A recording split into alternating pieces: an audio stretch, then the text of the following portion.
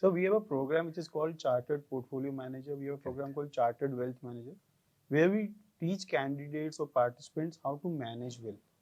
And we teach the three aspects of wealth management: how to create wealth, how to protect it, and how to transfer it to the next generation. Correct. What value would these kind of skills bring to people who are wishing to enter into this industry?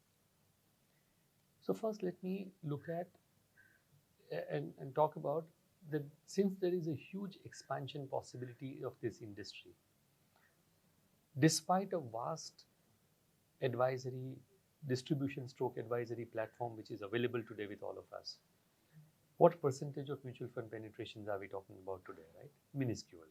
Right. There are plenty of people who needs advice at portfolio level. Right.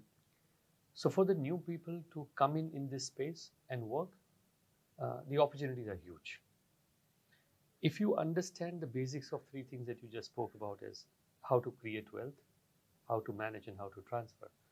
If this is something which you understood it well, there is no reason why you would not be successful. And to that extent, the scope of that is like huge. Right. Absolutely.